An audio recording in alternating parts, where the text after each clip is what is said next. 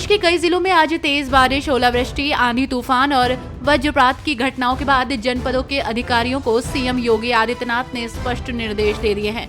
साथ ही राहत कार्य संचालित करने के निर्देश दिए गए हैं। उन्होंने कहा कि अधिकारी क्षेत्र का भ्रमण कर राहत कार्य शुरू करें और प्रभावित लोगों की तत्काल मदद करें। मुख्यमंत्री ने ये निर्देश भी दिए हैं कि फसलों को हुए नुकसान का युद्ध स्तर पर आंकलन करते हुए शासन को आख्या उपलब्ध कराए, ताकि इस संबंध में अग्रिम कार्रवाई की जा सके।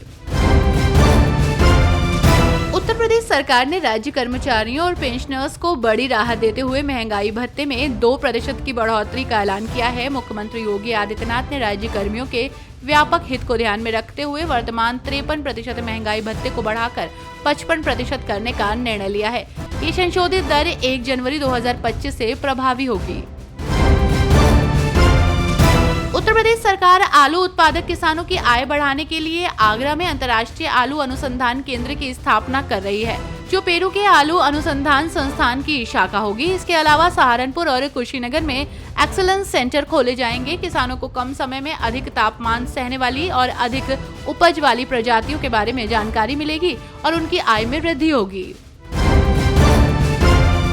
सपा प्रमुख अखिलेश यादव ने 2027 की तैयारी शुरू कर दी है, तो वहीं पार्टी मुख्यालय पर आओ गले मिले कार्यक्रम के तहत होली ईद मिलन सद्भाव समारोह का आयोजन हुआ।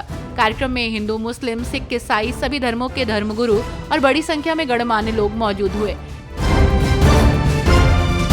वक्फ संशोधन कानून से आम मुसलमानों को फायदा होगा या नुकसान? मौलाना शहाबुद्दीन रिजवी बरेलवी ने भाजपा की इस दिक्कत को खत्म किया है। उन्होंने कहा कि कुछ नेता मुसलमानों को गुमराह कर रहे हैं, जबकि इस कानून से धार्मिक स्थलों को कोई खतरा नहीं है। उन्होंने मुसलमानों से कानून के विरोध में प्रदर्शन न करने की अपील की है और कहा कि इससे गरीबों की मदद होगी और शिक्षा, अस्पताल आदि खुलेंगे।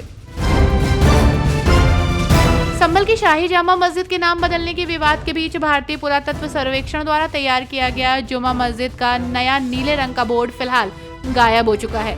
बोर्ड अब तक सत्यव्रत चौकी में रखा था, लेकिन अब चौकी से कहां चला गया, इसकी जानकारी किसी को नहीं है। माफिया अतीक अहमद के करीबियों के खिलाफ प्रयागराज विकास प्राधिकरण का एक्शन जारी है। पीडीए ने माफिया अतीक अहमद के करीबी जैद खालिद, संजय यादव उर्फ गुड्डू, उदय यादव और अन्य की अवैध प्लॉटिंग पर बुलडोजर चलाया। इन्होंने रसूलपुर, मरियाडीह, रसूलपुर, कासीपुर और मुंडेरा में 45 बीघे में अवैध प्लॉटिंग की थी।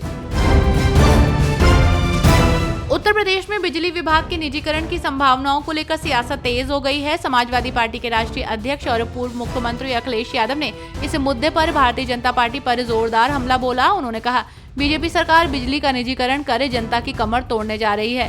उन्होंने आरोप लगाया कि इसके पीछे बड़ी कंपनियों से मोटा चंदा वसूलने की मंशा छिपी है। अंसल कंपनी के खिलाफ प्लॉट और फ्लैट के नाम पर ठगी की 8 और एफआईआर सुशांत गोल्फ सिटी थाने में दर्ज हो गई। पीड़ितों ने कंपनी निदेशकों और अन्य लोगों पर करीब 1 करोड़ 56 लाख से अधिक की धोखाधड़ी का आरोप लगाया है। इंदिरा नगर सेक्टर 8 निवासी अरविंद वैश्य के मुताबिक जून 2012 में अंसल कंपनी से पत्नी संग संयुक्त रूप से फ्लैट बुक कराया था।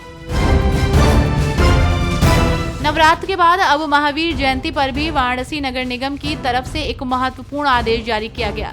दरअसल नगर आयुक्त की तरफ से नगर निगम के क्षेत्र में आने वाली सभी मीट मांस की दुकानों को पूर्णतः बंद रखने का आदेश दिया गया। हालांकि इससे पहले नवरात्र और रामनवमी के अवसर पर भी वाराणसी नगर निगम के दायरे में आने वाले मीट मांस की दुकानों को बंद रखने का निर्णय लिया गया था।